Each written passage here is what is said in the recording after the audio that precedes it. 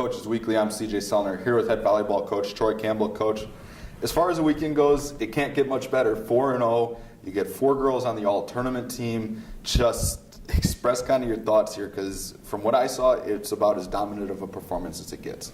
Yeah, I think that this tournament is kind of earmarked for us to be able to work some stuff out and go through a tournament where we'll be pushed a little bit in some different areas. And our girls performed very, very well. I think that no matter our telling percentage that we've been speaking about in practice, and you and I have spoken about a lot, is our hitting percentage, because no matter what's going on, when you get an attack attempt, you have an opportunity to make an error. And we're diminishing those errors hugely. And it starts with our 2 middles, Julia and Shannon, who are top 2 in hitting percentage in the conference right now. And now it's starting to trickle down to the rest of our attackers too, who are increasing their percentage. So, but that's also a testament to how well our passing and defense has been playing as well, which creates those opportunities for those attackers. So overall, very, very good experience. We saw great stuff out of the freshmen who haven't gotten a lot of playing time too. Lena Dellert did a great job. Both of our setters, Sam and Kelly, stepped in and are getting their experience under their belt so they can start to feel more comfortable. So overall, really fantastic weekend. We talk as a week as a whole, 5-1 in total. Shannon Stamp, the Cougar Athlete of the Week. We're talking 16 blocks. We're talking she made less than a handful of errors. Just for a freshman to come in and just have the confidence and the poise to put up the numbers that she did this week is a telltale sign that she is a very special player here. Yeah, no doubt. It's she has such a fabulous attitude. I think it starts with her there. She has amazing physical talent, but her attitude is so fantastic that she really does recover from errors quite quickly. And not that she's making a lot of them, but that's probably why, because every time she makes an error, it's nothing about letting it carry over to the next few points. She just moves on and lets it go. And she stepped into a serving role as well for us very well. And she had kind of a catastrophic serving error this weekend that was really funny. She did. She tripped a little bit, and I tripped on that floor several times myself just walking. So, and she takes kind of a walk-up approach and missed the ball, and she comes off, and she's laughing and I'm laughing, and she goes, "We're just going to pretend like that didn't happen." And she goes back to the line and gets right back in for her 3 rotations, and she's not upset about what's going on. So it's a giant testament to her mental game, and I think that that's trickling over to a lot of our players, and hopefully that mindset continues for us as we continue to be pushed in some of our matches. So this weekend, specifically in our first match and the last match of the tournament, we were pushed a little bit in some different ways. These teams were able to expose some of our weaknesses, either mentally or physically, in a different way than we've been tested earlier in the season. So it was nice to see us adjust to those things and not, have a catastrophic meltdown, and be able to rise up to that challenge and still be successful. So, and Northland as well. Northland pushed us in that 3rd game, but every time that you play any team on their home court and you've beaten them in the first 2 games, you better expect to fight in the 3rd game. And we hadn't been in a lot of those positions. So to be able to learn that lesson too was huge, and still be able to come out on top.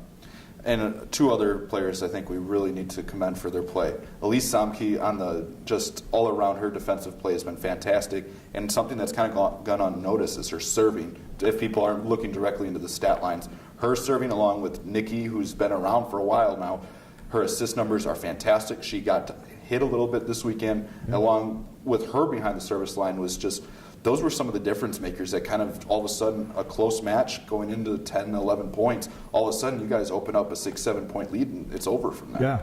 To have those servers back to back too helps us a lot to solidify those couple of rotations. The thing that's special about Elise is that she can do so many things from behind the service line. So she's the 2nd player that I've ever coached that can topspin and jump float anytime I want. And to be able to have the other team yelling that it's going to be a topspin jump serve and break out the floater and get it really deep and keep them out of system is huge. And she can go short, deep, the whole deal. So she's a very, very versatile player from behind the service line, which has been huge. She's leading the conference in total aces. And Nikki as well. Nikki's been at the top of our conference in aces every year that she's been here. She's just an extremely tough server that can put it where I want to have it. And overall, really, she struggled in serving so far this year. So once she gets back on track, she'll be just that much more dangerous with more attempts, over her time in serving. So both of them did a fabulous job, and I think this is such a breakout, great year for Nikki so far. I was just speaking to her mother yesterday about the initial struggles that she had here in her freshman year. And to see where she's at now is just a special transformation, and she's doing such a great job for us, and not only on the court period, but in leadership too. Well, now you guys move to another 6-match week. Believe it's the last one on the schedule, so Yeah. I'm sure everybody's kind of going to be able to take a deep breath. But the big one, Wednesday night, home opener really on the main floor for you guys after hosting the quad. But home on the main floor, conference opener, Benedictine. I think it's time for the conference to take notice that you have a very, very good team on your hands that, yes, they may be young, but they're playing like they've been around this program a long time. Exactly. I think that our team camaraderie is a lot about that.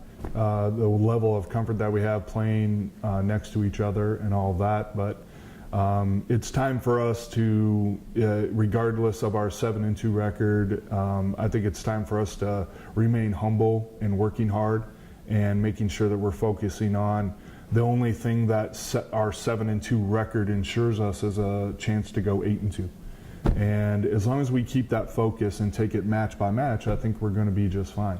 We're not going to go through conference play, and I don't think anybody goes through conference play without being pushed in some special way, and I'm sure we will be on Wednesday as well.